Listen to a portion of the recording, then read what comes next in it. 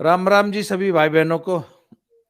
स्वागत है आपका चैनल पे। मैं हूं बाबा रामदास और आज एक बार फिर से मेरे साथ जुड़े हैं भाई प्रमोद कोठारी जी।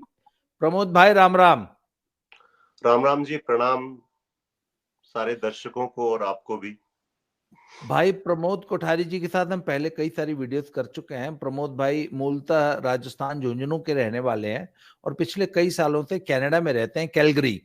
सर कैलगरी बोलते हैं, क्या बोलते हैं? कैलगरी कैलगरी तो प्रमोद भाई कैलगरी। अब कितने साल से आप कैलगरी में रह रहे हैं? मैं 8 साल से हूँ सर। 2 साल में टोरंटो रहा था। अच्छा, 2 साल से आप 2 साल आप टोरंटो रहे, अब कैलगरी में रह रहे हैं। एक जी प्रमोद भाई यहाँ पे एक रेड एफएम की एक कोई चैनल, कोई रेडियो चैनल है, वहां पे रेडियो है शायद, रेड एफएम रेडियो जी। कनाडा में। हाँ उसका जी, है। एक टॉक शो आया है, कल परसों का है शायद, और जी उससे बहुत ज्यादा चर्चा में है कि वहां पे हमारे पंजाबी बच्चों की दशा, जो इंटरनेशनल स्टूडेंट्स गए हैं, बहुत दुर्दशा है और बहुत सारे बच्चे जेलों में बंद हैं। इससे पेरेंट्स में बहुत बड़ी एक चिंता हो गई सर, क्योंकि अच्छा बहुत सारे पेरेंट्स को ये पता ही नहीं है कि कहीं हमारा बच्चा तो नहीं है उसमें, है। तो सर ये पहले तो बताइए क्या चक्कर क्या है और वहां क्या हो रहा है कनाडा में इस समय? ओके।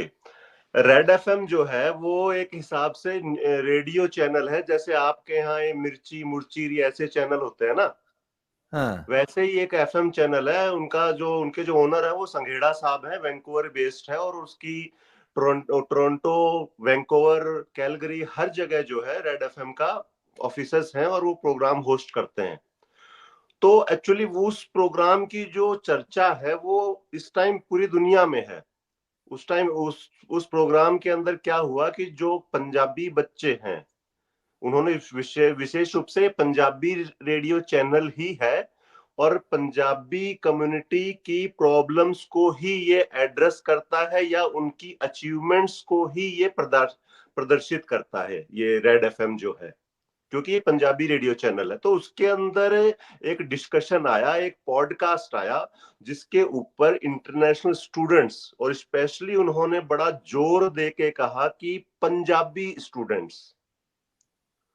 और उन्होंने जो बातें बताई उससे यहाँ का समाज ही नहीं, मतलब जिसने वो वीडियो देखा उसके पैरों के नीचे से जमीन निकल गई। और मतलब एक काउस आ गया चारों तरफ समाज में अंदर कि ये क्या, ये ऐसा कुछ भी हो सकता है क्या। अब उन्होंने बोला क्या उसके अंदर? उन्होंने कहा कि साहब, जितने भी कनाडा के अंदर जेलों में बच्चे बंद हैं, जेलों में लोग बंद हैं, उसके अंदर से 90% पंजाबी इंटरनेशनल स्टूडेंट्स बंद हैं। और उस 90% में से भी 10% लड़कियां हैं।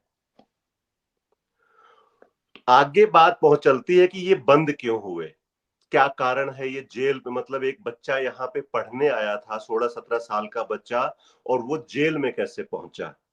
तो वो जेल में इसलिए पहुंचा कि कोई ड्रग्स के धंधे में पकड़ा गया, कोई चोरी चकारी में पकड़ा गया, कोई लूट खसोट, इन चीजों में पकड़े गए, विभिन्न क्राइम्स में। और ये लोग जेल में पहुंच गए। कनाडा के अंदर अगर आप क्रिमिनल चार्ज आप पे लग जाता है तो आपका जो खर्चा आता है उससे निकलने का, वो 40 से 50 हजार डॉलर आता है। अगर आपको उन चार्जेस से निकलना है तो वकालत इतनी महंगी है। आप 2,000-3,000 डॉलर का बॉन्ड भर के बेल तो मिल सकती है, जमानत तो मिल सकती है, लेकिन आपको छूटने के लिए आपको अच्छा वकील हायर करना पड़ता है और उसकी जो कीमत है वो 40-50 हजार डॉलर, यानी 30-35 लाख रुपए। और ये बच्चे जो हैं जेल में पहुंच गए। आगे वो पूछते हैं होस्ट उनसे कि भाई क्या कारण है इसका। तो उन्होंने जो प्रमुख कारण बताया, वो प्रमुख कारण ये था कि बेरोजगारी, बेरोजगारी की वजह से बच्चों के पास पैसे नहीं आते। पैसे जब नहीं आते तो बच्चे डिप्रेशन में जाने लगते हैं, और जब डिप्रेशन में जाने लगते हैं तो ये जो स्टूडेंट कम्युनिटीज हैं जहां पे ये स्टूडेंट्स रहते हैं, जैसे हम्बर कॉलेज है, शेरिडन कॉलेज है, सैनिका कॉलेज है, सेंटेनियल कॉलेज है, ये बड़ी बड़ी कॉलेजेस हैं जहां 3-3, 4-4, 5-5 हजार बच्चों को ये अकोमोडेट करती हैं सेमेस्टर वाइज। तो ये बच्चे उसी कॉलेजेस के आसपास ही रहते हैं ताकि इस कॉलेज आना जाना आसान हो। तो ये जितने भी ड्रग डीलर हैं, ये ड्रग डीलर उन्हीं कॉलेजेस के आसपास इनके गुर्गे घूमते रहते हैं और वो ऐसे वनरेबल बच्चों के ऊपर नजर रखते हैं जिसकी चाल से, जिसके फेशियल एक्सप्रेशन से उनको ऐसा लगता है कि ये वनरेबल है, ये परेशान है, और फिर उसको धीरे से ड्रग ऑफर कर दी जाती है। और जब वो ड्रगी बन जाता है तो उसके पूरे सर्कल में उसके थ्रू वो एक नेक्सस बन जाता है और ये चेन आगे से आगे चलती रहती है। जब ड्रगी बन जाता है तो वो ड्रग जो है वो नॉर्मल नहीं है। मतलब अफीम या डोडा नहीं है कि खा लिया 5-6 घंटे सुरूर में रहे और फिर नॉर्मल हो गए। ये सिंथेटिक ड्रग है। अगर आपने एक बार ले ली तो आप जिंदगी भर उससे दूर नहीं हो सकते। That it becomes a part of your life. जैसे आपके माँ बाप, आपके भाई बहन हैं, वो आपकी जीवन का हिस्सा हैं, वैसे ही ये ड्रग्स आपके जीवन का हिस्सा बन जाती है। और बच्चों को पता नहीं होता, इस वजह से उनको ये ड्रग्स दे दी जाती है। आप यकीन मानिए इतनी मक्कारी हुई एक बच्चे के साथ। वो बच्चा इंडिया से आया था, उसको नींद नहीं आ रही थी। अब माँ बाप ने तो किसी जान पहचान वाले के पास भेजा था। उस जान पहचान वाले घर में शेयरिंग में लोग रहते हैं, 4-5 लोग। उस बच्चे को नींद नहीं आ रही थी, उसको घर की याद आ रही थी, तो उसके एक रूममेट ने उसको ये ड्रग दे दी और कहती कि ये ले ले, थोड़ी सी नींद आ जाएगी। और उस बच्चे ने वो ले ली, वो सो गया। लेकिन वो बच्चा जिंदगी भर के लिए रहे ना रहे इस धरती पे कोई मैटर नहीं है उसका, कोई फायदा नहीं है उसका। आप मैंने इनको देखा है। आप जो टोरंटो, वैंकूवर, कैलगरी, किसी भी शहर के डाउनटाउन में जाओगे, उस ड्रग का नाम मैं बताता हूं आपको, आप लोग सर्च करिए ऑनलाइन जाके। उस ड्रग का नाम है फेंटेनिल। FENTNYL, fentanyl. ये ड्रग बेसिकली हाथियों को, घोड़ों को, जो ऊंट को, जो बड़े जानवर होते हैं जो आसानी से बेहोश नहीं होते, उनकी सर्जरी करते टाइम उनको बेहोश करने के लिए इस ड्रग का इस्तेमाल होता था। और यहां पर अब इसी को किसी और चीजों के साथ मिला करके अफीम के नाम पे परोसा जा रहा है। और बच्चे जो हैं उनको ऐसा लगता है कि जो पंजाब में अफीम मिलती है वही अफीम है। लेकिन पंजाब वाली अफीम में और यहाँ वाली अफीम में 100 गुना फर्क है। तभी आप सोचते हैं कि जो पंजाब में जो डेड बॉडीज आती हैं, ये सारी की सारी ओवरडोज बॉडीज हैं। ये कहते हैं ना हार्ट अटैक है, ये हार्ट अटैक नहीं है। हार्ट अटैक सिर्फ इंडियन स्टूडेंट्स को ही आ रहा है कनाडा के अंदर। कनाडा के अंदर और 50 देशों के लोग रहते हैं, किसी को हार्ट अटैक नहीं आ रहा। यहाँ की जो लोग, जो मैच्योर लोग हैं, परिवार वाले लोग हैं, उनको नहीं आ रहा। सिर्फ इंडियन इंटरनेशनल स्टूडेंट्स को ही हार्ट अटैक आ रहा है। वो सारे के सारे लोग ड्रग ओवरडोज से मर रहे हैं। और हर महीने 3 से 4 बॉडीज सिर्फ और सिर्फ टोरंटो से पंजाब जा रही हैं ड्रग ओवरडोज की वजह से। अभी पिछले 2 वीक में 4 बॉडीज जा चुकी हैं, सिर्फ 2 हफ्ते में, अभी महीना पूरा भी नहीं हुआ है। तो this is the level of, मतलब ड्रग एडिक्शन इन पंजाब, जो इन मतलब कनाडा। और जो लोग पंजाब से नशे से बचने के लिए अपने बच्चों को कनाडा भेजा, वो नशा उनके बच्चों के पीछे पीछे कनाडा भी आ गया। क्यों आ गया कनाडा? ये सबसे बड़ा सवाल है कि पंजाब में तो चलो इन्होंने बहुत सारे पॉलिटिशियंस पे ये फलाना करदा जी, ये फलाना करदा, यहाँ पे कैसे आ गया? क्योंकि इस कुप्रथा को, इस कुरीति को, इस समाज की बुराई को समय रहते हुए एड्रेस नहीं किया इन लोगों ने। 2010 में मैं मोहाली रहता था। तब हमारा एक क्लासमेट था, उसके भाई का ऐसे ही साइलेंट अटैक आके मरा था पंजाब में। मैंने सोचा, मैंने कहा ये साइलेंट अटैक कहां से है, कहीं मैंने तो कभी सुना नहीं, 20-22 साल के लड़के को ऐसा कौन सा अटैक हो गया। उसका जवाब मुझे अब जाके मिला है 14 साल बाद, कि वो साइलेंट अटैक नहीं था, वो ड्रग ओवरडोज थी। सर एक बात बताऊं मैं आपको, मैं ना यूपी में पढ़ा हूं 12वीं तक। मैं ना 5वीं क्लास में था, तो मैं ना सोशल साइंस में फेल हो गया। मेरी माँ ना बिल्कुल अनपढ़ अंगूठा छाप महिला है, वो स्कूल नहीं गई कभी भी। और जब मैं फेल हुआ ना, तो उन्होंने मेरे को इतना जलील किया, मतलब मेरी कॉलोनी में कोई भी बच्चा लड़का आदमी आता था, कोई भी महिला आती थी, कोई भी लड़की आती थी, उसे पूछते थे सोशल साइंस कौन सी सब्जेक्ट होती है। वो कह रहा आंटी जी क्या हो गया, आपको कहाँ जरूरत पड़ गई सोशल साइंस की। वो कह रहा मेरा लड़का फेल हो गया सोशल साइंस में। वो किसी भी बच्चे को, बेटा तुम्हारे 20 में से कितने नंबर है, वो कहता मेरे 14 नंबर आए, 15 आए। कह रहे अरे बेटा तुम्हारे तो बहुत आ गए, मेरा बेटा तो फेल हो गया, 7 नंबर आए हैं। सर उस क्रिटिसिज्म की वजह से मेरे मन में एक ऐसा खौफ बैठ गया था कि जो मर्जी हो, 15 से नीचे नंबर नहीं आने चाहिए। सर पंजाब की सोसाइटी, पंजाब के जो सोशल वर्कर्स हैं, पॉलिटिशियंस हैं, रिलीजियस लीडर्स हैं, इस नशे की समस्या को वो छुपाते आए हैं। इनफैक्ट जो पेरेंट्स हैं, वो भी बाहर जाके ये नहीं बोलते कि हमारे बच्चे नशे करते हैं। उनको बाहर आना चाहिए था टाइम टू टाइम, और इस समस्या को के खिलाफ बोलना चाहिए था। लेकिन अब ये विकराल रूप ले चुकी है साहब। पंजाब का तो मुझे नहीं पता, लेकिन कनाडा के अंदर बहुत विकराल रूप ले रखी है। समाज के रिटायर्ड एक व्यक्ति हैं जसवीर सिंह, वो आगे आए, सरकार के सामने सारे डेटा रखा, और सरकार ने एक पायलट प्रोजेक्ट बनाया जिसका नाम है RRSL, rapid response to life saving, rapid response to saving life.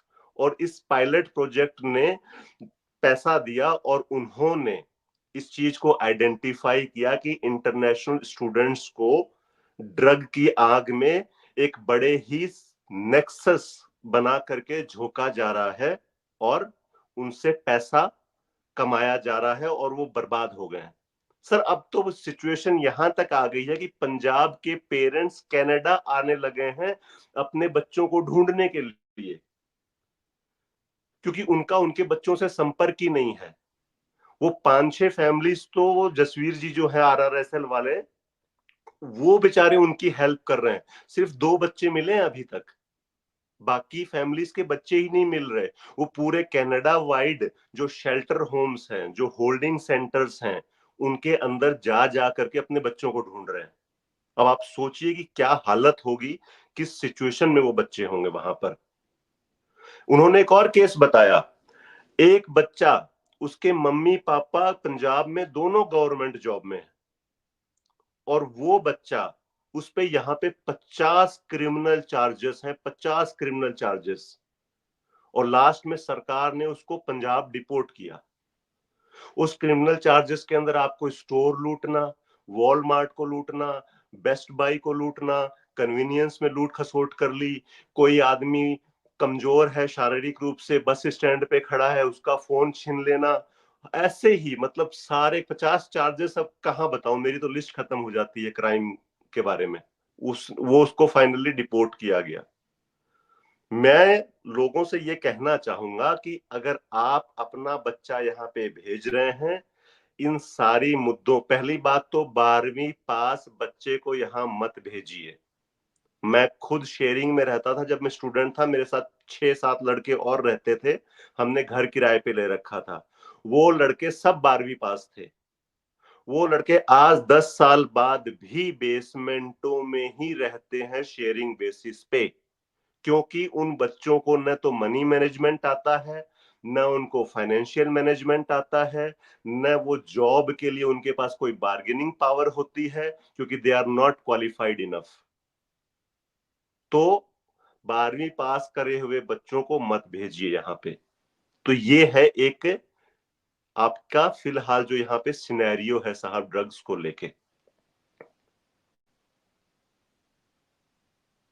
जी मुझे एक म्यूट। बात बताइए, आपने कहा, आपने भी इस बात की शुरुआत में कहा कि $30-40-50 हजार लग जाते हैं वकील करने में, अगर आपको इस जंजाल से छूटना है। पर सर, बेल हो गई $1000-2000 में, पर मुकदमा चलेगा ना। जैसे हमारा जुडिशियल सिस्टम तो उस मुकदमे में मान लीजिए उसको 5 साल की सजा हो गई, 7 साल की सजा हो गई, तो ऐसे कैसे छूट जाएगा? सजा काटने के बाद रिपोर्ट होता है कि पहले ही कर देते हैं? क्या सिस्टम है? मुकदमा तो उसका चलेगा ना जिसको कोई कोर्ट में जाकर के उसको कोई पेश करेगा, तभी तो मुकदमा चलेगा ना। और कोर्ट में पेश कौन करेगा? वकील करेगा। वकील कैसे करेगा? वकील आपसे $5000-10,000 लेके आपकी केस की फाइल बनाएगा। जेलों में ही पड़े रहते हैं, पेशी होती ही नहीं है। बस ड्रगी बता करके, और 1000-2000 जितने पैसे होते हैं अपने पंजाबी लॉयर या अपने जो इंडियन लॉयर्स हैं, वो इंडियन लॉयर्स कर्टसी के तौर पे एक बार बेल करा देते हैं, बाकी 2-2 3-3 साल शेल्टर्स में ही पड़े रहते हैं। कोई पूछता नहीं है उस चीज को, कोई नहीं पूछ रहा। आपको पता है, एक लड़का शेल्टर से, ये जो जसवीर साहब हैं, जो ये RRSL की संस्थान चलाते हैं, इनके ऑफिस में आ गया। अब जो ड्रगी होता है, जैसे आपके यहाँ नशा छुड़ाऊ केंद्रों के अंदर नशा छुड़ाने के लिए उनको थोड़ा डोज देते हैं ना, कि ये धीरे धीरे इसको लेवल कम आ जाए इसका, वैसे ही यहाँ पर भी एक मेडिसिन देते हैं कि धीरे धीरे इसकी जो इनटेक है वो कम की जाए। वो लड़का शेल्टर में, उसको वो मेडिसिन मिलती थी, लेकिन शेल्टर से रिलीज हो गया, उन्होंने कहा भैया जाओ तुम्हारा टाइम पूरा हो गया। वो जब उसको बाहर आया तो वो मेडिसिन नहीं मिली, वो आ गया इन जसवीर सिंह के ऑफिस में। उन्होंने कहा साहब मैं ऐसे ऐसे आया हूं और मेरे को मेडिसिन चाहिए वरना मैं मर जाऊंगा। इन्होंने, वीकेंड का दिन टाइम था, इन्होंने टोरंटो के सारे क्लिनिक्स में फोन कर दिया कि भाई मेरे पास ऐसे ऐसे एक वनरेबल पेशेंट है और उसको मेडिसिन चाहिए। तो सबने कहा कि जी हम तो क्लोज हैं, कोई ने कहा डॉक्टर नहीं है, कोई ने कहा हम आउट ऑफ स्टॉक हैं। और इसको 4-5 घंटे जब जद्दोजहद करते रहे दवाई के लिए, तब ये जो बच्चा था, ये जो इंटरनेशनल स्टूडेंट था उनके पास, उन्होंने कहा कि आपको 4 घंटे 5 घंटे हो गए ना दवाई के लिए परेशान होते हुए, आप मेरे को $100 दीजिए, मैं 5 मिनट में आपको यहाँ पे नशा मंगवा के दिखा देता हूँ। 5 मिनट में, कह रहा अभी जो टाइम हुआ है इसके 5 मिनट। तो इस तरीके की अवेलेबिलिटी है सर, इस तरीके की अवेलेबिलिटी। अब आप सोचिए कि जो बच्चे आ रहे हैं वो कितना रिस्क पे हैं। किसी भी माँ बाप को अगर ये देखना है ना कि मेरा बच्चा कितना काबिल है, अगर किसी को ये शक हो ना कि मेरे को नहीं, मेरा बच्चा तो बड़ा समझदार है, बहुत बच्चा काबिल है, अब आप उस एज में जितनी अकल आपको थी ना, उतनी ही अकल आपके बेटे को है। अगर मैं आज 36 साल का हूं, अगर मुझे ये पता लगाना ना कि मेरा भांजा या मेरा भतीजा जो 12वीं में है वो क्या सोचता है और उसकी कितनी अकल है, तो मेरे को इस बात से हिसाब लगा लेना चाहिए कि मैं जब उस उम्र में था, मैं जब 12वीं में 10वीं में था, तो मेरे में कितनी अकल थी, उतनी ही अकल उस बच्चे में है।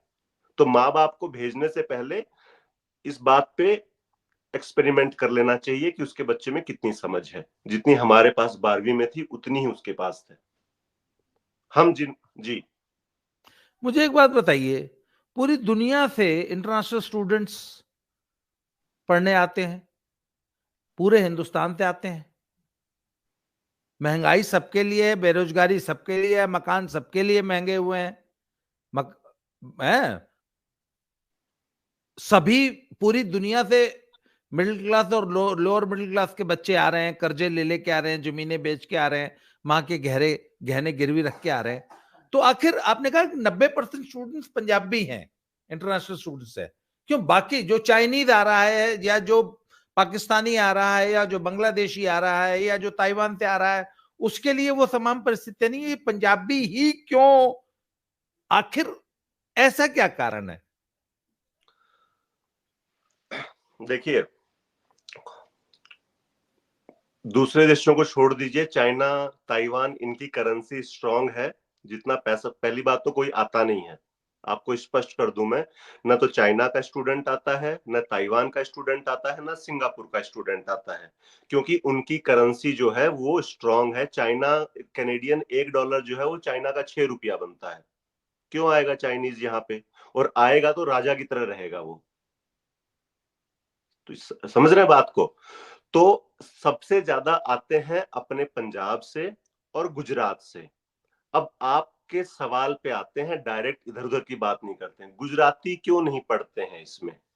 गुजराती कम्युनिटी जो है वो बहुत ज्यादा स्ट्रांग है। वो उनका बच्चा जब लैंड होता है तो उनके बच्चे को पता होता है कि मैं कहाँ जॉब करने वाला हूँ, 2 साल बाद मैं कौन से गैस स्टेशन का मालिक बनूंगा, 5 साल बाद जो है मेरे पास 5 गैस स्टेशन होंगे, 4 गैस स्टेशन होंगे, जब मैं पीआर हो जाऊंगा तो मैंने कौन कौन से शहर में जाके रेस्टोरेंट्स की फ्रेंचाइजी बाई करनी है। वो उनको ऑलरेडी पता होता है। मैं पूरे कनाडा में ट्रेवल करता हूं, मैं किसी भी रूरल स्टेट में जाता हूं, किसी भी रूरल गांव में जाता हूं, वहां पे एक गुजराती बच्चा गैस स्टेशन पे काम करता हुआ मिलता है। उससे मैं पूछता हूँ कि भाई तुम मालिक हो या स्टूडेंट हो? वो कह रहा है जी मैं तो इस पे सिर्फ चलाता हूं इसको। आप 2 साल बाद उसी गैस स्टेशन पे जाओगे, वो उसका मालिक बना मिलेगा। वो उसको बाई कर लेता है। कैसे बाई कर लेता है? जैसे आप पंजाब में या इंडिया में कमिटी डालते हो, 50, 100, 500 रुपए, 1000 रुपए, 2000 रुपए कमेटी डालते हैं ना, 40, 50 लाख। वैसे ही गुजराती कम्युनिटी यहाँ पे इतना स्ट्रॉन्ग बॉन्ड है, वो 200, 200, 300, 300 करोड़ रुपए की कमिटी डालते हैं, $50 मिलियन, $100 मिलियन, और वो अपनी कम्युनिटी को ऊपर उठाते हैं। कोई बिजनेस बाई है, कोई बिजनेस बिकाऊ है, कोई अच्छा गुजराती कम्युनिटी में से है, उसको वो गैस स्टेशन बाई करके दे दिया और वो उसको आगे चलाता रहता है। तो वो लोग बहुत ज्यादा फोकस होते हैं अपने काम के लिए, और उनके लोग जो है उनको बहुत सपोर्ट करते हैं। तो वो आते ही जो है ना, वो उस इकोनॉमिक एक्टिविटीज के अंदर इंगेज हो जाते हैं, और फिर वो उस तरफ आते ही नहीं। तो दूसरी तरफ दूसरा कारण उनका न आने का ये है कि उनकी कम्युनिटी में नहीं है ये काम, उनके बच्चे नहीं करते, उनके लोग नहीं करते ये काम। अब आ जाते हैं इस तरफ कि यही क्यों पढ़ते हैं। पंजाब के अंदर मैंने देखा है अफीम खाना जो है वो एक सुपरमेसी है। ये तो चंगा काम है, बड़े लोग पहला भी खांदे सी, हुण भी खांदे हैं। शाम को मतलब शराब पीना पूरे परिवार के बीच में वो एक कल्चर है। दूसरी चीज, जो पंजाब के अंदर 1972 के बाद पाकिस्तान ने ड्रग को पुश किया, उस ड्रग का जो कस्टमर था, उन उन ड्रग तस्करों का जो कस्टमर था वो कनाडा आ गया, और सिंस कस्टमर कनाडा आ गया तो उसके पीछे वो दुकानदार भी कनाडा आ गया। कैसे आ गया? आपके भारत के अंदर जब कोई ड्रग पकड़ी जाती है तो 2 किलो, 3 किलो, 4 किलो ऐसे ही पकड़ी जाती है ना, हीरोइन, कोकेन। अखबारों में इतने यही क्वांटिटी की खबर आती है। क्या हो गया साल 2 साल में किसी कोची पोर्ट पे या वापी पोर्ट पे 800 करोड़ या 1400 करोड़ की पकड़ी गई। लेकिन यहाँ पे एवरी वीक आज 8 क्विंटल का ट्रक अमेरिका और कनाडा के बॉर्डर पे पकड़ा गया, उसके अंदर 8 क्विंटल कोकेन थी। आज लेथब्रिज और अमेरिका के कनाडा बॉर्डर पे ट्रक पकड़ा गया, उसके अंदर 4.5 क्विंटल हीरोइन थी, कोकेन थी। अब ये तो वो क्वांटिटी है जो पकड़ी जा रही है कुछ क्विंटल में। अब आप ये सोचिए कि ये क्वांट जो नहीं पकड़ी गई वो कितनी है। और ये जितने भी ड्राइवर हैं, ये जितने भी ट्रक वाले हैं जो पकड़े जाते हैं, वो उसी कम्युनिटी से आ रहे हैं। ये खबरों में रोज यहाँ पे आम है। जो राष्ट्रीय न्यूज चैनल है वो बकायदा इसको कवर करते हैं। आपका सीबीसी है, आपका जो दूसरे न्यूज चैनल्स हैं कनाडा को, वो बकायदा बड़ी बड़ी ब्रेकिंग न्यूज दिखाते हैं कि आज फलाने बॉर्डर पे इतने क्विंटल के साथ ये नाम का पंजाबी व्यक्ति पकड़ा गया, वो भी अब स्पेशली मेंशन करते हैं।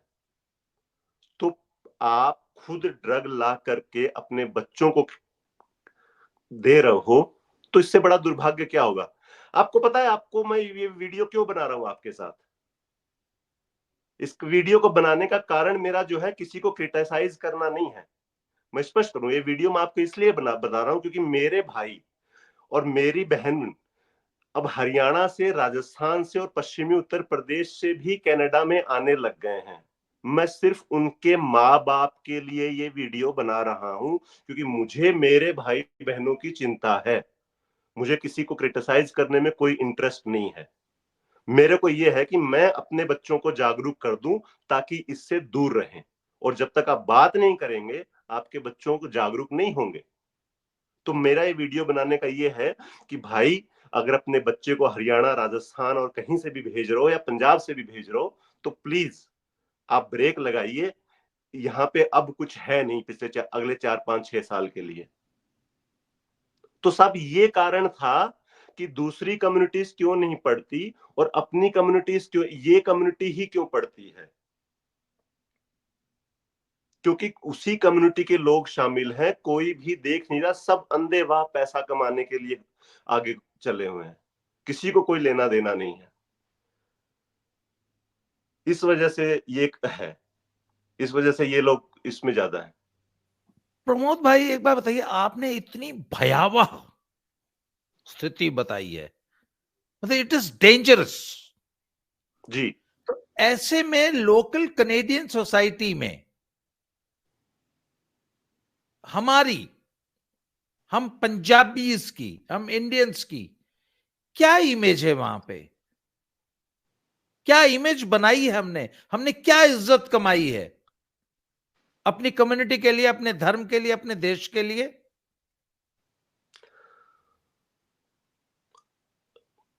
अब इसके बारे में सब मैं इसमें क्या बताऊं। देखो, कनाडा एक मल्टी कल्चरल कंट्री है। अब जो है सामने, जो क्राइम फिगर्स हैं, वो क्राइम फिगर्स वो लोग बकायदा पब्लिश करते हैं कि कौन सी कम्युनिटी का कितना क्राइम है। वो ड्रग फिगर है वो सामने पब्लिश करते हैं। जो पुलिस स्टेशन वाले हैं वो पकड़ के सबके सामने वो बताते हैं। तो जो इमेज है ना, वो इमेज उमेज की तो देखिए बात मत करिए। वो इमेज उमेज अब कुछ नहीं है, वो 0/सन्नाटा है। कोई मुंह पे नहीं कहता, क्योंकि हर एक आदमी सोचता है कि यार मैंने क्यों लड़ाई झगड़ा करना है फालतू। मैंने अगर कुछ आईना दिखाने की कोशिश करी तो मेरे ही गड़ पड़ गए आगे सामने से। तो वो तो कोई करता नहीं है। लेकिन जो क्राइम का जो फिगर है ना, वो फिगर्स जो है पूरा देश देख रहा है साहब। और पूरा देश इसीलिए इतना त्रस्त है कि वो आज 10 में से 7 लोग जो हैं वो ये कहते हैं कि ट्रूडो को इमीडिएट रिजाइन कर देना चाहिए। क्योंकि उनको ऐसा लगता है कि इस देश की सारी समस्याओं का कारण सिर्फ और सिर्फ ट्रूडो की तुष्टीकरण की राजनीति है। इस आदमी ने एक कम्युनिटी को इतना ज्यादा तुष्टीकरण किया उसका कि उस इसकी वजह से जो है आज ये देश जो है गर्त में जा रहा है। और आपको मैं एक बात और बताऊं और साहब, अगर एक साल अगर इस बार सरकार नहीं बदली, Canada will be next Venezuela and next Zimbabwe. आप इस बात को ध्यान रख लीजिएगा। क्योंकि साहब जितना इमिग्रेशन हो रहा है उतना टैक्स कलेक्शन गवर्नमेंट का नहीं हो रहा। इसका मतलब बीच में टैक्स की लीकेज होने लग गई है।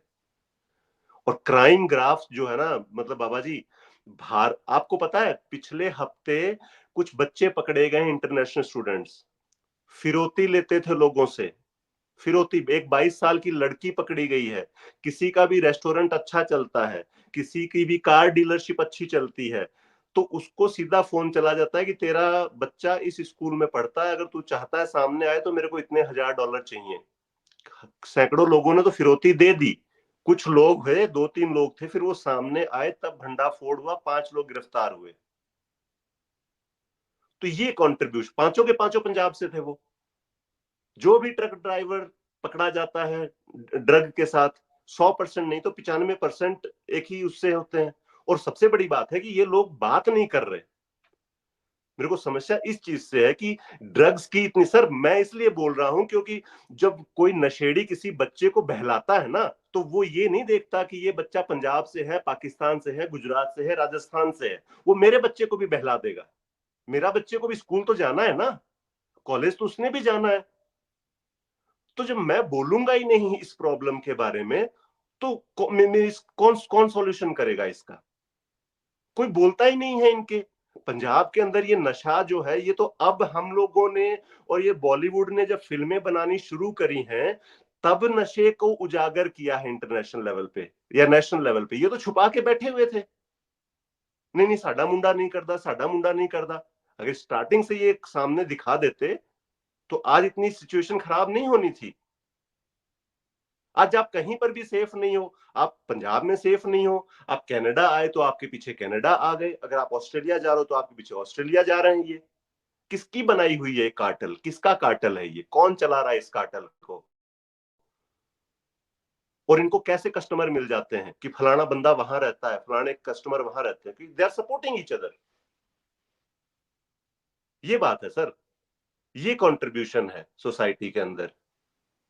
जितने कार चोरी हो रहे हैं सबके सब एक ही इसी कम्युनिटी, 1.25 लाख चोरियां हुई हैं, सबके सब एक ही कम्युनिटी से। जितने भी ड्रग डीलर्स हैं सबके सब एक कम्युनिटी से। ये चीज है सर। प्रमोद भाई, मैं आपको बताऊं कि यहाँ जालंधर में एक जी। लवली प्रोफेशनल यूनिवर्सिटी है। हाँ जी। तो उसमें प्राइवेट यूनिवर्सिटी है, उसमें 20-25 हजार स्टूडेंट्स पढ़ते हैं। जी। तो उनके उनके जो मालिकान थे, उन्होंने अपना बिजनेस बढ़ाने के लिए they went to countries like Rwanda, Burundi और ऐसे अफ्रीकन कंट्रीज में गए और बाकायदा गवर्नमेंट से बात की कि हम आपके बच्चों को एडमिशन देंगे और आप जो है स्कॉलरशिप पे बच्चों को भेजिए। तो लगभग आज से मैं करीब, ये मैं आपको 5-6-7 साल 6 साल पुरानी बात बता रहा हूं। तो इनके इन प्रयासों से क्या हुआ कि इन कंट्रीज से, इन अफ्रीकन कंट्रीज से कोई 6-7 हजार बच्चा जो है वो आके एलपीयू में पढ़ने लग गया।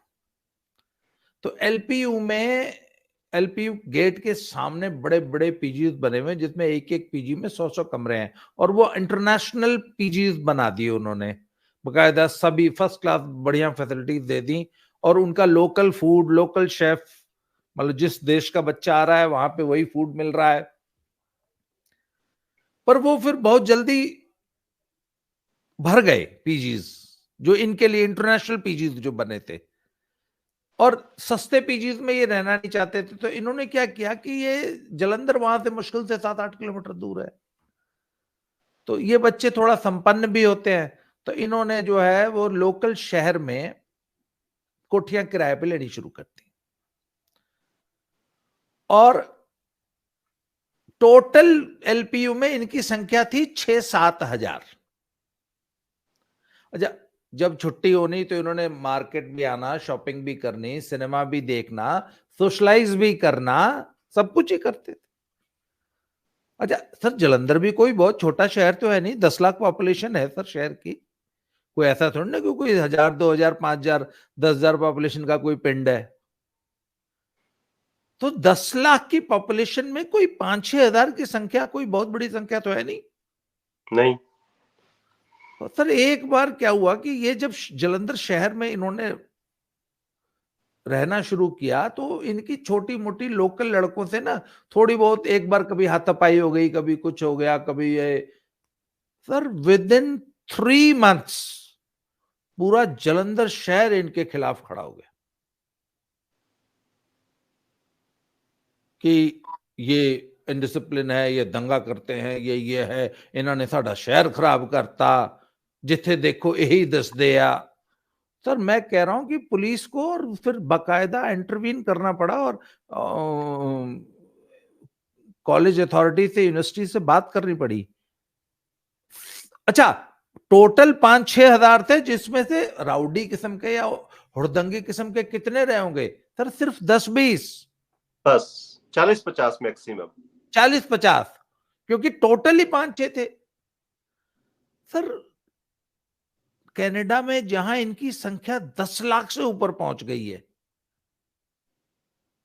और इनका यह व्यवहार है कि कनाडा के हर क्राइम में ये सबसे आगे हैं। शाम को हुड़दंग करना, दारू पी के सड़कों पे बहुत ऊंची आवाज में म्यूजिक बजाना, आपस में लड़ाइयां झगड़े करने।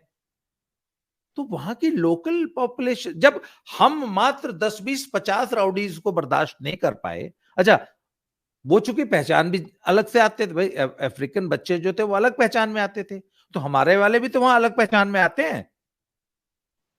बिल्कुल। तो सर इनके प्रति लोकल पॉपुलेशन भी तो बहुत हॉस्टाइल होगी। सर पता है क्या है, ये जो है ये मतलब जो ये रहते हैं मतलब स्पेशल एरियाज के अंदर, क्योंकि जो पॉलिटिकल लीडरशिप है वो कहीं ना कहीं इनको मोटिवेट करती है कि सीट वाइज जो है वो प्रभाव करो, क्योंकि चुनाव जीतना होता है। जैसे टोरंटो के अंदर ब्रैम्पटन में है, तो ब्रैम्पटन के अंदर जो है अपने सारे अपने लोग रहते हैं। मिसिसागा के अंदर सारे पाकिस्तानी होते हैं।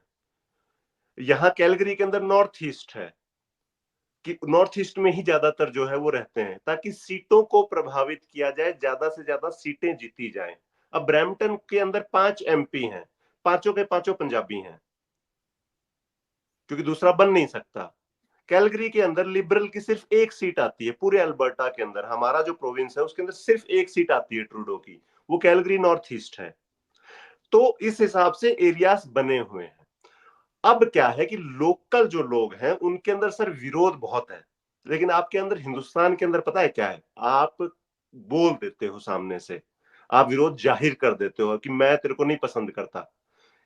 गोरों की यह प्रवृत्ति ये है कि वो सामने नहीं बोलते हैं, वो सामने लड़ते नहीं है, लेकिन उनके अंदर, जैसे मैं बात करता हूं लोगों से ना, कि धीरे धीरे धीरे धीरे उनसे उगलवाते हैं, तो दे हेट अलॉट, क्योंकि उनको कहीं ना कहीं ऐसा लगता है कि हमारा देश जो था वो बर्बाद हो गया। क्योंकि सर उनको प्रॉब्लम पता है क्या है, प्रॉपर्टी के अंदर जो है 2 नंबर का पैसा पंप किया, कोई चाइना चाइना ने भी पंप किया और इंडियन पॉलिटिशियंस ने भी पंप किया।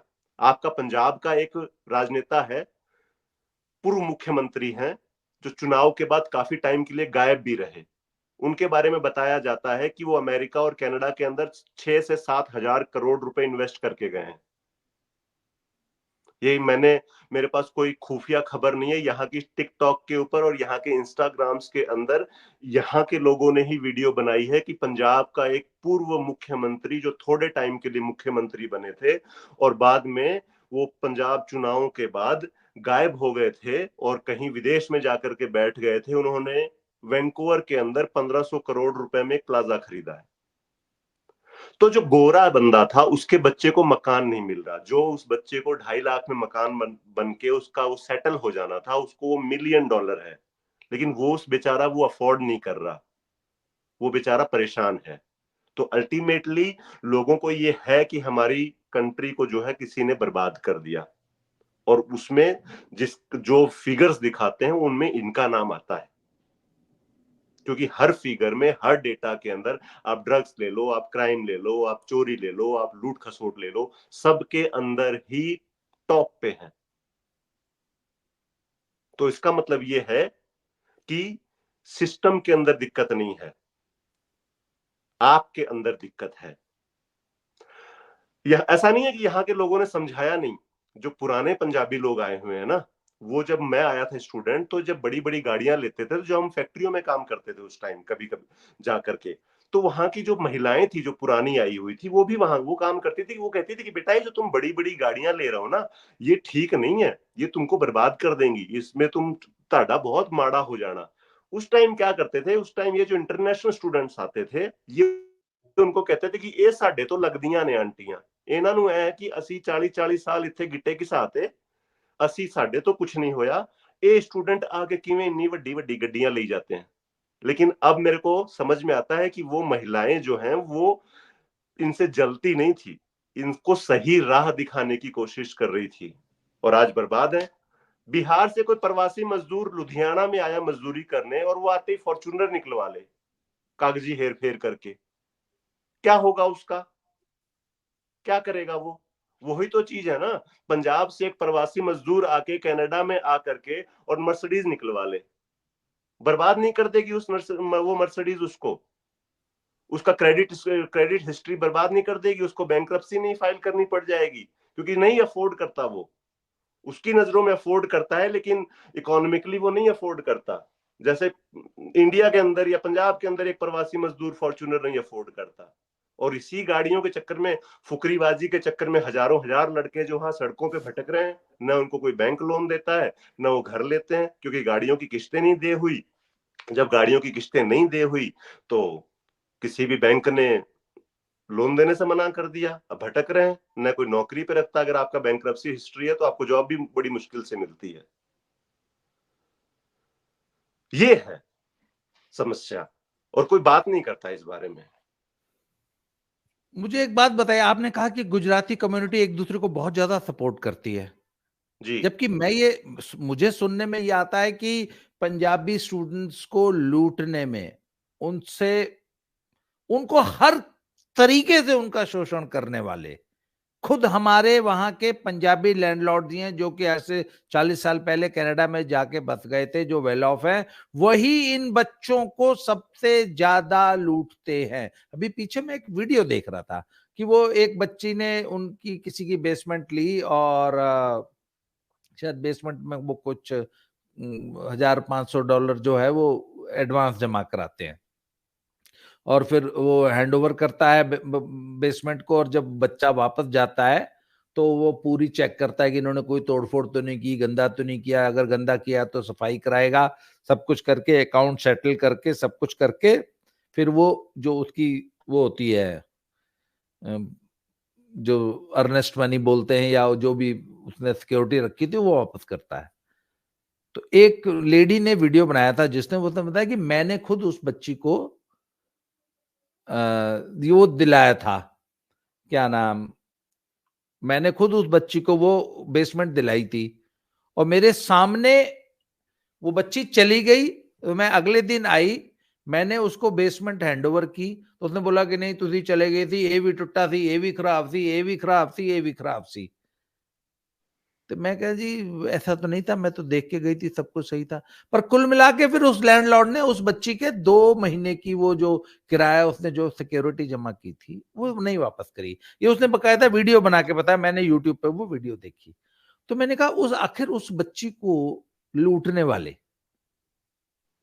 वो पंजाबी लैंडलॉर्ड ही था ना, जो कि वहां 40 साल से बसा हुआ है और एक इतने बड़े मकान का मालिक है, पर वो एक गरीब बेचारे निरीह मासूम बच्चे को मात्र $1,000 की बेईमानी कर रहा है।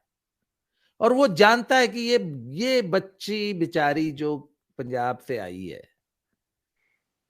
वो कितनी मेहनत करके कितनी गरीबी से उसने वो $1,000 इकट्ठे किए होंगे।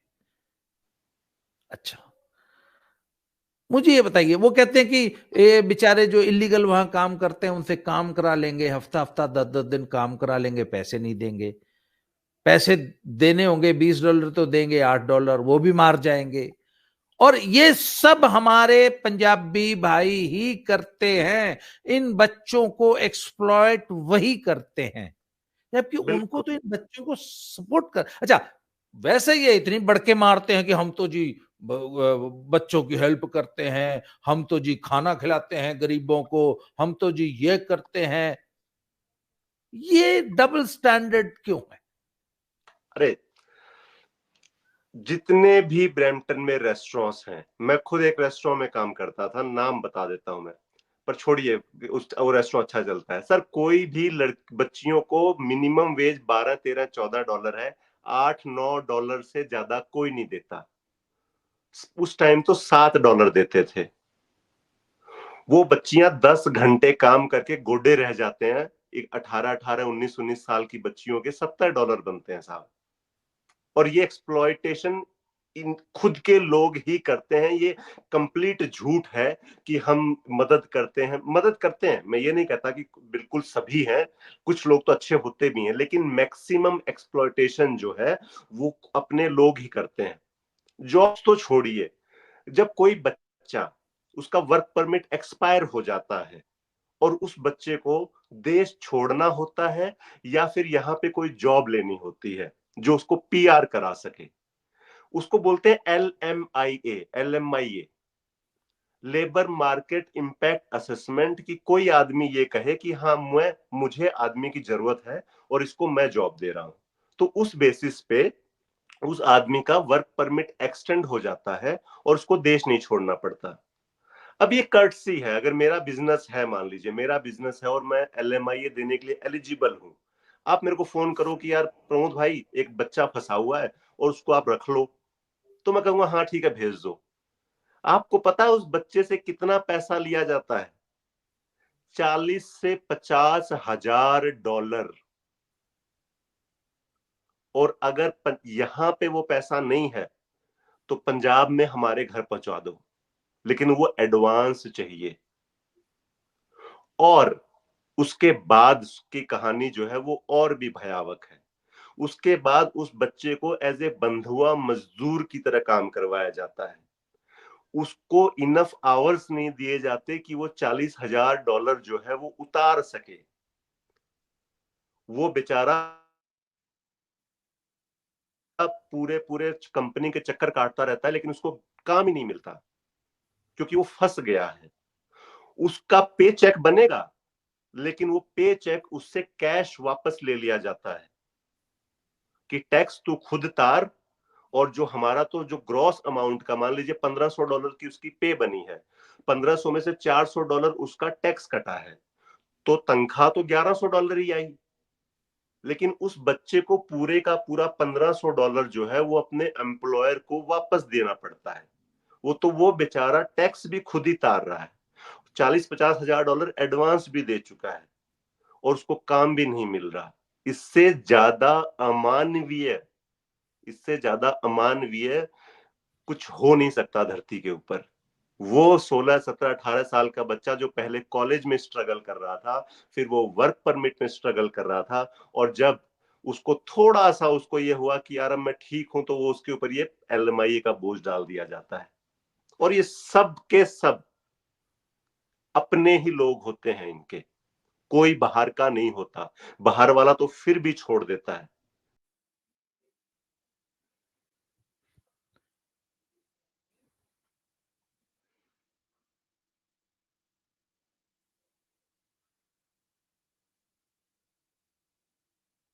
बहुत सारे लोग जो दुबई से आए हैं, वो भी, उनके साथ भी यही हो रहा है। ये प्रकाष्ठा है शोषण की, ये प्रकार। और आज के डेट में कनाडा में पीआर होना नामुमकिन है।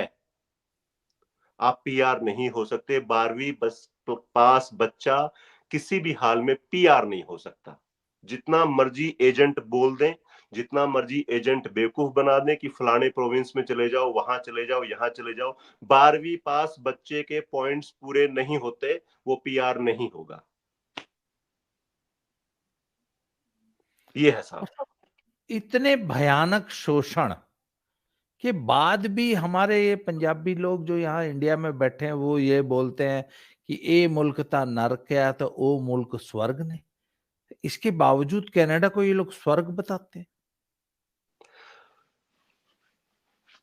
कनाडा जो है ना, 5 साल पहले डील ठीक थी सर, अब नहीं है वो डील। 5 साल पहले क्या होता था, 20-25 लाख रुपए लगा के आया, 3-4 हजार $, कमा लेता था, और वो एक सर्कल सा बन जाता था, पीआर बड़ी आसानी से मिल जाती थी। तो उस वक्त टाइम क्या था कि जो गरीब घरों के लड़के आते थे उनको थोड़ा सा सपोर्ट मिलता था इधर से। अब नहीं है, अब सिचुएशन वो नहीं है, अब नरक है। अब कनाडा नरक है। वो देश जहां पे आपका खुद का घर है, जहां पे आपको अपनी माँ की पकाई हुई रोटी मिल रही है, वो स्वर्ग है। अब ये मिथ है, अब ये झूठ है कि आज की डेट में कनाडा स्वर्ग है इंटरनेशनल स्टूडेंट्स के लिए, नर्क है। अगर आ गया तो 90% चांस ये है कि आपका बच्चा आपके पास वापस नहीं आएगा।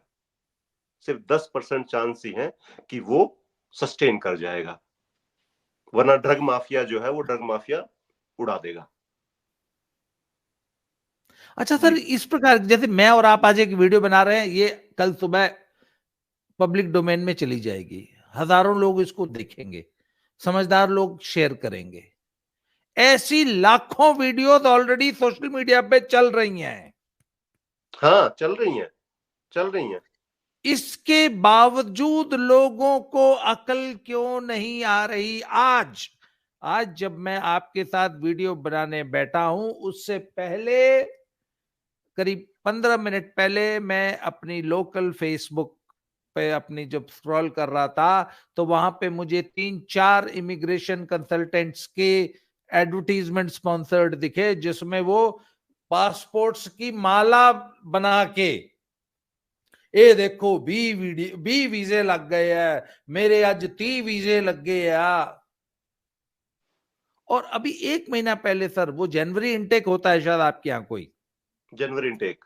तो जनवरी इनटेक से पहले दिल्ली के इंदिरा गांधी इंटरनेशनल एयरपोर्ट पे कनेडा दी फ्लाइट फड़ने वाले बच्चों की और उनको छोड़ने आए हुए उनके रिश्तेदारों की एक वीडियो एक पंजाबी बंदे ने शेयर की थी। ये देखो ये हाल है इंटरनेशनल एयरपोर्ट दा दिल्ली च।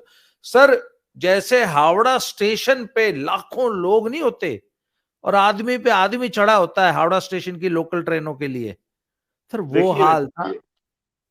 वो वीडियो देखी थी आपने? हाँ जी। सर इतनी भयावह कहानियां, भयावह। अभी तो हमने ग्रूमिंग गैंग्स पे तो बात ही नहीं की, जो बेटियों की वहां दुर्दशा है उनकी वो तो तो अभी सर, हमने बात ही नहीं की।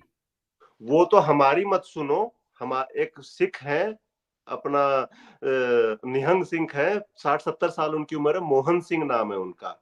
वो हाँ, इंग्लैंड के रहते हैं बेचारे। वो इसके ऊपर काम कर रहे हैं, इन बच्चियों के लिए काम कर रहे हैं। उनके एक वो जो, महिला भी है, एक महिला भी है, सुंदर सिंह नाम है उनका। वो टोरंटो में काम कर रही हैं। हाँ जी। ये जो मोहन सिंह है, ये यूके में, लंदन में काम कर रहे हैं। जरा यूट्यूब पे जाके, वो इतने बुजुर्ग हैं, उनकी वीडियोस कम अवेलेबल हैं, लेकिन मिल जाएंगे आपको। जरा जाके देखिए कि वो एक मोहन सिंह सिख और हिंदू लड़कियों के और ग्रूमिंग गैंग्स के बीच में खड़ा है। सिर्फ वो एक शख्स। और जरा उसको ये कोई, ग्रूमिंग गैंग क्या होते हैं हमारे दर्शकों को जरा ब्रीफ में बता दीजिए, है क्या ये चक्कर ग्रूमिंग गैंग का? ग्रूमिंग गैंग्स क्या होती हैं कि ये बेसिकली लफंडर होते हैं। जैसे आपके यहाँ नहीं, आपके यहाँ एक वो योगी आदित्यनाथ शब्द नहीं यूज नहीं करते, लव जिहाद करके कोई, उसका ही एक रिफाइंड फॉर्म है कि लोग आते हैं, वनरेबल लड़कियों को बहलाते हैं और उनको बहला करके उनको अपने जाल में फंसाते हैं और फिर उनको आगे ब्लैकमेल करके उनको बेच देते हैं। ये है एक इसका सबसे छोटा परिभाषा, कि कुछ लोग आएंगे, अपनी गाड़ी, अपना सुंदर सा चेहरा, अपनी अच्छी सी पर्सनैलिटी और अच्छी सी गाड़ी आपकी बेटी को दिखाएंगे। आपकी बेटी पहले ही परेशान है जॉब को लेके, फीस को लेके, उसको बहला फुसला करके पहले उसको अपने चुंगल में फंसाएंगे और फिर उसको आगे बेच देंगे। This is the complete scenario of grooming gang. और शायद आपने ही पिछली वीडियो में मुझसे निजी बातचीत में कहा था कि एक एक बच्ची से लाखों डॉलर पाउंड कमाए जा रहे हैं, तो कितना एक्सप्लॉइटेशन होगा उस बेटी का। मैंने नहीं कहा ये, ओंटारियो पुलिस ने, और सुंदर सिंह जो कि एक समाज सेविका है, टोरंटो में बैठ के इन बच्चियों के लिए काम करती हैं, और हम्म। ओंटारियो की जो पुलिस है, उसने अपनी इन्वेस्टिगेशन में पाया कि ये जो गैंग्स हैं, जिन जो लड़कियों को इस चुंगल में फंसाते हैं, 3-3 लाख डॉलर एक साल में कमाते हैं। तीन एक लाख बेटी डॉलर से, एक एक बेटी से। एक लड़की से, एक बेटी से 3 लाख डॉलर। जरा मैं गुणा करके बता दूं, 1 करोड़ 80 लाख रुपए।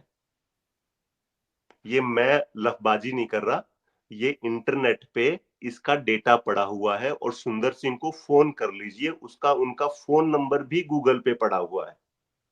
और वो ऐसी बच्चियों को इनसे निकलवाती हैं, उनका रिहेबिलिटेशन करती हैं, उनको काउंसलिंग देती हैं, और जब उसको मेंटली प्रिपेयर करके फिर उनको अपने घर जाने में मदद करती हैं।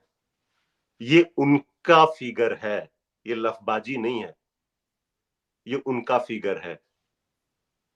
जो उनको ये फिगर उन लड़कियों ने बताया है जिनको वो रेस्क्यू करती हैं। तो 12वीं पास बच्चा बहुत कोमल होता है, बहुत नाजुक होता है, उसको आपकी जरूरत है। वो टीन एजर होता है, उसको आपकी जरूरत है। उसको एक दिशा दिखाने में, एक उसको अच्छा भविष्य उसका संवारने में उसकी माँ बाप की और उसकी परिवार की जरूरत होती है। उस बच्चे को उसके पंख काट करके और बिल्डिंग के ऊपर से नीचे मत फेंको। नहीं, नहीं, मुझे एक बात बताओ प्रमोद भाई, एक बात बताओ यार। जी। हिंदुस्तान की सोसाइटी को आप भी जानते हो, मैं भी जानता हूं। बिहार में कालाहांडी में कहीं कोई दूर दराज के गांव में कोई भूखा सोया हो तो बात अलग है।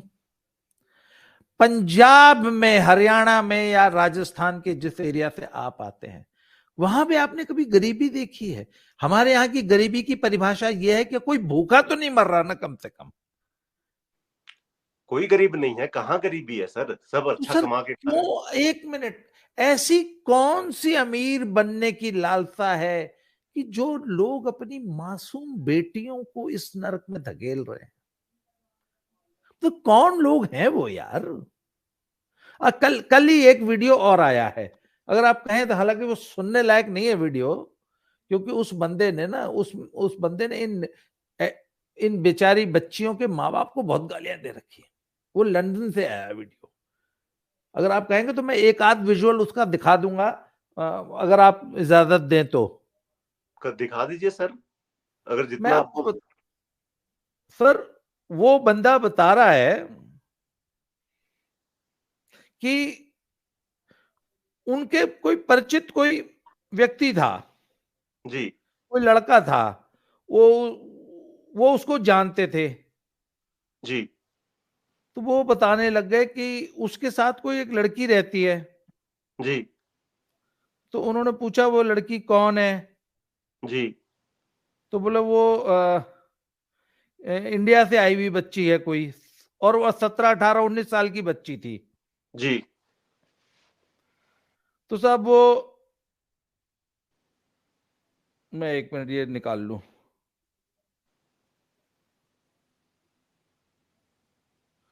ये वीडियो मैं ढूंढ रहा हूं अभी, मैं कोशिश करूंगा कि आपको वो दिखा दूं। बहुत है ऐसी सर, बहुत है, बच्चों को ट्रैप कर लेते हैं, जो ड्रगी होते हैं वो ड्रगी ही अपनापन दिखा के और अपना पीछे पंजाब से अपनी नजदीकियां दिखा करके, और उनको जो है वो ड्रग की एक बार आदत डाल दी, जैसे मैंने बताया सिंथेटिक ड्रग सिर्फ एक बार ही सुंघानी है आपको, हम्म। उसके बाद तो वो अपने आप अपना काम खुद ही करती है, उसके बाद ये आपको। ये ਗਾਲਾਂ ਦੀ ਮਾਫੀ ਹੈ ਨਾ, ਲੋਕਾਂ ਨੇ ਪਤਾ ਨਹੀਂ ਆਪਣੀਆਂ ਧੀਆਂ ਦਾ ਜਾਨੀ ਕਿ ਕਿਹੜੇ ਪੈਣੀ ਧੀਆਂ ਤੋਂ ਜਾਨੀ ਕਿ ਜਿਹੜੀ ਕਮਾਈ ਖਾਣੀ ਆ, ਜਿਹੜੇ ਚਲੋ ਆਉਣੀਆਂ ਵੀ ਧੀਆਂ ਚਲੋ ਜੀ ਸਦਕੇ ਆਉਣ ਯਾਰ ਹਨਾ। ਪਰ ਮੈਂ ਗੱਲ ਸੁਣਾਉਣ ਲੱਗਿਆ ਹੈਗਾ, ਧੀਆਂ ਭੇਜੀ ਤਾਂ ਜਾਂਦੇ ਤੁਸੀਂ, ਮੈਨੂੰ ਜਾਨੀ ਕਿ ਕੱਲ ਰਾਤ ਤੋਂ ਪਹਿਲਾਂ ਮੈਨੂੰ ਇਹ ਗੱਲ ਦਾ ਇਲਮ ਨਹੀਂ ਸੀਗਾ ਵੀ ਇਦਾਂ ਵੀ ਹੁੰਦੀ ਹੈ। ਉਦਾਂ ਮੈਨੂੰ ਪਤਾ ਸੀਗਾ ਕਿ ਵਿੱਚ ਵਿੱਚ ਥੋੜਾ ਜਿਹਾ ਕੰਮ ਗਲਤ ਹੈਗਾ ਹਨਾ। ਕੱਲ ਰਾਤ ਦੀ ਗੱਲ ਆ, 100 ਸਾਲ ਦੀ ਗੱਲ ਆ, ਤੇ ਚਲੋ ਛੱਡੋ, ਵੈਂਟਵਰਥ ਰੋਡ ਦੀ ਗੱਲ ਆ। ਵੈਂਟਵਰਥ ਰੋਡ ਤੇ ਮੈਂ ਇਦਾਂ ਲੰਘਣ ਡਿਆ ਤੇ ਚਲੋ ਜਾਣਾ ਸੀਗਾ ਮੁੰਡਿਆਂ ਨੂੰ, ਲਾਉਣ ਤੇ ਲਾਉਣ ਲੱਗਾ ਤਾਂ ਉਹ ਮੇਰਾ ਪਿਆਰਾ ਮਿੱਤਰ ਹੀ ਆ ਜਿੱਦਾਂ ਬਿਲਡਰ ਆ, ਤੇ ਉਹ ਵੀ ਕੁਦਰਤੀ ਉਹ ਆਪਣੇ ਘਰੇ ਗੱਡੀ ਪਾਉਣ ਲੱਗਾ, ਮੈਂ ਲੰਘਣ ਲੱਗਾ, ਮੈਂ ਰੁਕ ਗਿਆ ਉੱਥੇ ਹਨਾ। ਚਲੋ ਮੁੰਡੇ ਮਾੜੇ ਚੱਲ ਗਏ, ਅਸੀਂ ਬਹਿ ਗਏ ਗੱਲਾਂ ਬਾਤਾਂ ਮਾਰਨ ਲੱਗ ਪਏ, ਗੱਡੀ 'ਚ ਬਹਿ ਗਏ ਹਨਾ। ਉਹਦੇ ਕੋਲ ਮੁੰਡਾ ਆਇਆ ਹਨਾ, ਤੇ ਮੁੰਡਾ ਆਇਆ ਤਾਂ ਚਲੋ ਇਦਾਂ ਹੀ ਬੈਠੇ ਸੀ ਗੱਡੀ, ਇਦਾਂ ਹੀ ਬੈਠੇ ਸੀ, ਉਹਦੀ ਬੈਂਚ ਬਹਿ ਗਿਆ ਮੈਂ, ਕਹਿੰਦਾ ਭਾਈ ਬਜਾ ਪਾਉਣ ਦੇ ਯਾਰ ਹਨਾ। ਤੇ to cut the story short, वो उससे 50 पाउंड मांगे तो उन्हें, लड़का कौन है? बोला वो एक लड़की के साथ रहता है। तो बोला वो लड़की कौन है? तो वो लड़की इंडिया से आई है। ये लड़का कौन है? बोला he is a junkie, is a drug addict. बोला वो लड़की, बोला वो ये जब इंडिया में था तो उस लड़की से ये आइलेट सेंटर में मिला था, ये पहले आ गया तो उस लड़की को पता था वो गया हुआ है, तो उसके पेरेंट्स ने बोला कि बेटा साडी बेटी आ रही है, इधर थोड़ा ध्यान रखी। तो तब ये उसको वहां लेने पहुंच गया एयरपोर्ट पे, उसके पास रहने की जगह नहीं थी, उसको लगा चलो मेरा एक फ्रेंड है, सब ये इसके साथ रहने लग पड़ी। ये खुद ही ड्रग एडिक्ट था। सबसे पहले इसने इस लड़की को पहले ड्रग्स लगाई। अब बस खर्चा कैसे निकले? तो इस लड़की को इसने उस धंधे में डाल दिया। जी अब लड़की कमा के अपनी ड्रग्स का और इस लड़के की, दोनों के ड्रग्स का इंतजाम करने लगी।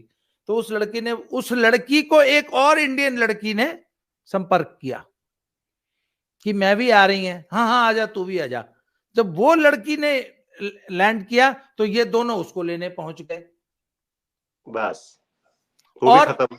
उसको भी अपने घर ले आए, उसको भी उन्होंने वो ड्रग्स लगा दी। अब ये आदमी उन दोनों लड़कियों का दल्ला बन के वहां पे काम कराता उन दोनों बहुत से, ऐसे तो और बहुत उन ऐसे। और अपने फ्रेंड्स को ऑफर करता है, वो ले जाओ कुड़ियां तो चाहिए तो ले जाओ। हाँ है है ही। मैं मानता हूँ इस बात को, ये झूठ नहीं बोल रहा है, जो वीडियो जिसने बनाया है ना, झूठ नहीं बोल रहा है, ये ऐसा है। बाद में सर इसने वो गालियां निकाली है ना उन पेरेंट्स को जो अपनी बेटियों को इस तरह भेज देते हैं, और उन पेरेंट्स को ये पता ही नहीं है कि हमारी बेटियां वहां क्या नरक भोग रही हैं। किस लिए? क्योंकि अमीर बनना है, और 25-30 लाख रुपए खर्च करके तुम अपने बच्चों को वहां भेज रहे हो। तुम्हारे पास उसको भेजने के लिए तुमने 25-30 लाख रुपए जुगाड़ किए, चाहे जैसे किए, और यहां भी तुम भूखे नहीं मर रहे थे यार। अच्छा, जब मैं ऐसी वीडियोस बनाता हूं ना सर, तो ये पता है क्या बोलते हैं, ओ अपनी फिक्र कर ला, यूपी बिहार में नहीं लड़कियां ऐसा करती हैं। अरे यार, यूपी बिहार में नहीं लेबर है।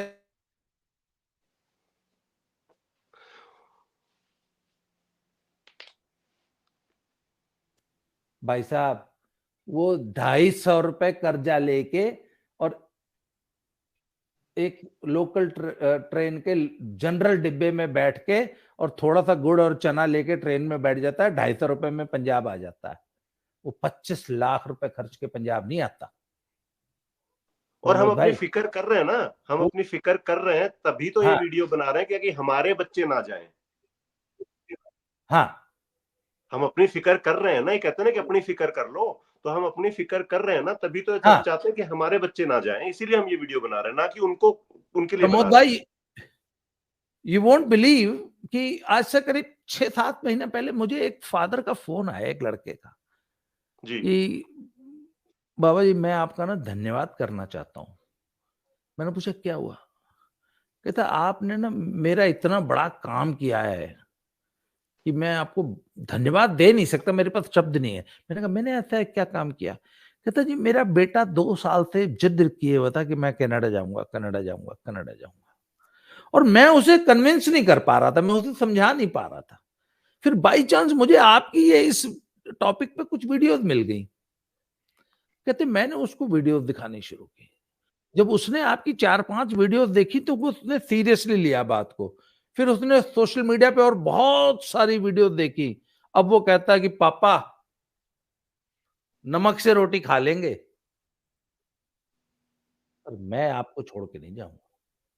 चलो सर, हम कम से कम आपकी वजह से एक परिवार बच गया, एक बात बर्बाद हो बताइए गया। ना, वो जो जिस बच्चे पे 50 लुटखो और क्राइम के केसेस हैं, जिसके मदर और फादर दोनों यहां पे स्कूल टीचर्स हैं, तो स्कूल टीचर की लाख रुपए से कम सैलरी होने का तो मतलब ही नहीं होता। सर पंजाब में रह के जो आदमी 2 लाख रुपए महीने कमा रहा है, वो अपने 17 साल के बेटे को बेटर लाइफ के एक मृग मरीचिका में कनाडा में झकेल दे रहा है। सर ये बच्चे भी नहीं मानते सर, ये बच्चे अपने माँ बाप को मजबूर कर देते हैं। आप मानिए बात, आजकल की जो जनरेशन है ना, ये इतनी जिद्दी हो गई है कि मतलब मैं जब अपने रिश्तेदारों के बच्चों को देखता हूँ ना, जो 11वीं 12वीं में या फर्स्ट ईयर में है, तो मैं ये सोचता हूँ कि सर जो अपब्रिंगिंग है, उस अपब्रिंगिंग में कितना फर्क आ गया है। सर इनको लथेड़ना चाहिए, 6ठी 7वीं से ही लात और घूसों से इनकी सेवा होनी बंद हो गई है। इनको एज ए कोमल जैसे फूल की तरह रखते हैं हाथों पे। अरे बच्चा है, उसको शुरू से कुटाई की आदत डालो ताकि वो तुम्हारी बात सुने। माँ बाप को सर मैंने देखा है, कई माँ बापों को बिल्कुल मजबूर कर देते।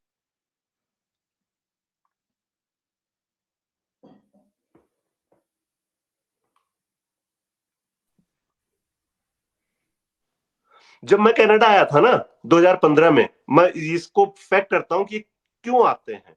मैंने मेरे पापा को कहा, मैं कहा बाबूजी कनाडा जाना है। उन्होंने कहा बढ़िया नौकरी चल रही है और ठीक ठाक तरह है, ग्रेजुएशन पोस्ट ग्रेजुएशन कर ली है, क्या जरूरत है जाने की। मैं कहा जा आते हैं। उन्होंने मेरे को कहा कि ठीक है जाया, नहीं तो तेरी जिंदगी भर तेरे अंदर एक ये मलाल रहेगा कि पता नहीं मैं वहां जाके क्या कर लेता, और जो है मैं वहां जाके पता नहीं क्या उखाड़ लेता, और तू जिंदगी भर अपने आप को कोसता रहेगा, तो जा यार।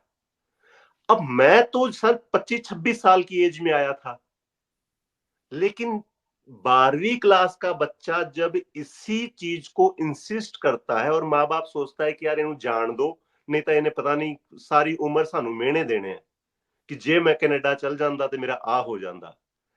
अब उस वजह से जो है माँ बाप बेचारा मजबूर होके इनको भेज देता है। अब लड़कियों के साथ भी समस्या क्या है, लड़कियों को भी ये है कि जी मैं मम्मी पता नहीं की कर लेना सी जे मैं कनाडा चल जाती, बट उदों तू ही पैसे करके मेरा साथ नहीं दिता। अब आप बताओ माँ बाप क्या करे इसमें,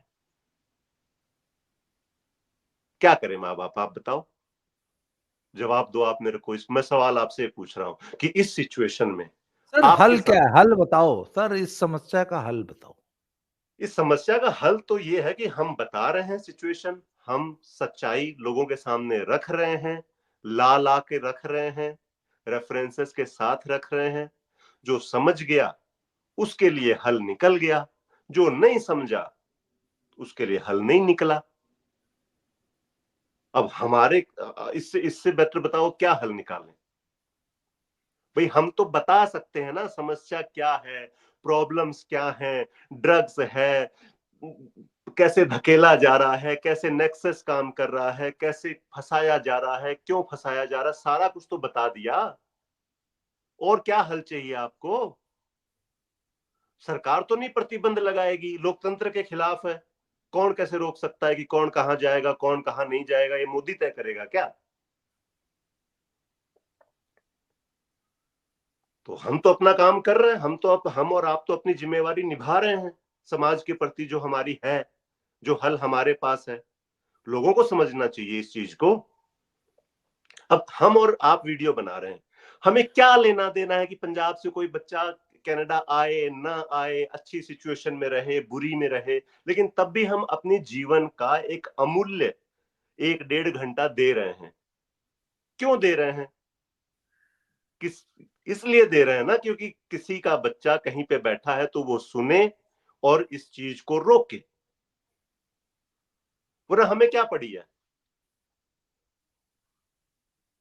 हम तो वीडियो बना लेते हैं, अभी बतेरे हैं एक के अन्नामलाई के ऊपर 2.5 घंटे का कंटेंट पड़ा हुआ है, कौन है, कहां से आया है, कैसे आया है, क्या करेगा आगे, क्या भविष्य है। हम तो तमिलनाडु के ऊपर बना लेते, 30 सीटें आएंगी, 35 सीटें आएंगी, 25 सीटें आएंगी।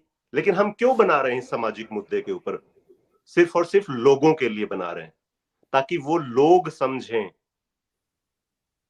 कि अगर आप मत भेजिए अपने छोटे बच्चों को, ड्रग माफिया आपके बच्चों पे जैसे गिद्ध जो है वो जानवर के अंदर मरने का इंतजार करता है कि कब ये मरे और कब मैं इसके ऊपर जाके टूटूं, वैसे ही ड्रग माफिया आपके बच्चों पे नजर गड़ाए हुए बैठा है।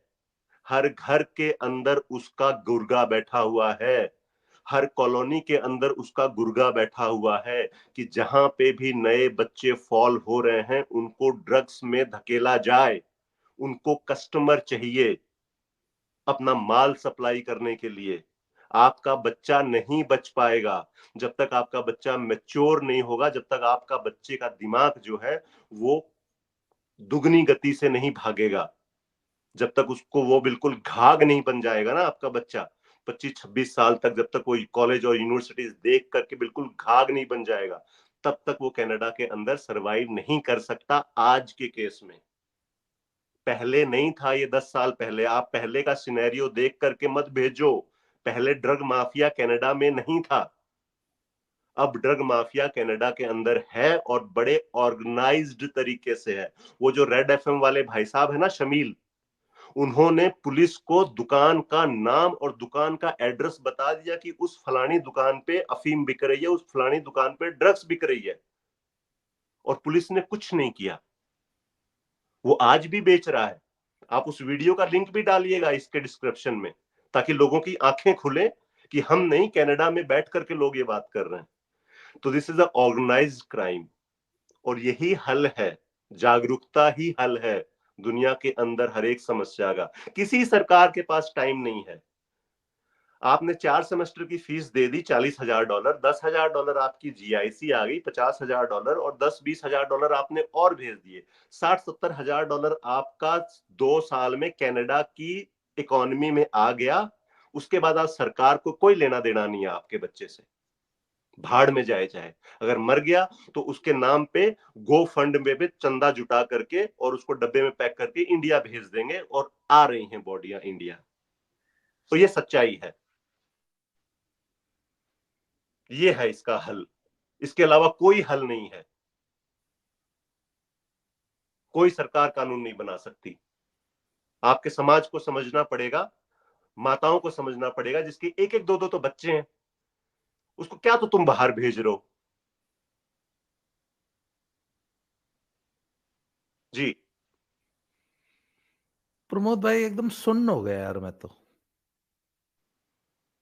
ये है सर, जो सिचुएशन विकराल है, कर रहे हैं हम तो अपना काम निभा रहे हैं साहब, बता रहे हैं, लोगों को जागरूक कर रहे हैं। मैं अपने दर्शकों से रिक्वेस्ट करूंगा कि प्लीज अपने जानने वाले हर व्यक्ति को ये वीडियो दिखाओ, उनसे बोलो कि आगे 10 लोगों को भेजें। पंजाब के हर घर में ये वीडियो देखी जानी चाहिए। ऐसी 100 वीडियोस हैं, वो देखो। हमारे पे विश्वास मत करो, वो रेड एफएम वाली वीडियो देखो, उसका लिंक डालेंगे। भैया बड़े कीमती हैं ये बच्चे यार, इन्हें बचाओ। बिल्कुल सर। प्रमोद भाई, मैंने आपको बड़ी मुश्किल से छुट्टी मिली थी कनाडा जैसे देश में, आपका भी परिवार है यार, बच्चे हैं। नहीं मैंने नहीं, कोई नहीं। कहाँ उलझा रखा है आपको, मतलब अरे नहीं एक नहीं, घंटे अपने आपने लोगों के समय प्रति, दिया, आपने समय दिया।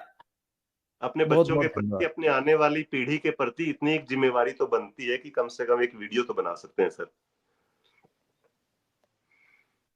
प्रमोद भाई बहुत बहुत धन्यवाद। अगले किसी टॉपिक में ऐसे ही हमारा ज्ञानवर्धन कीजिएगा। बहुत बहुत धन्यवाद जी।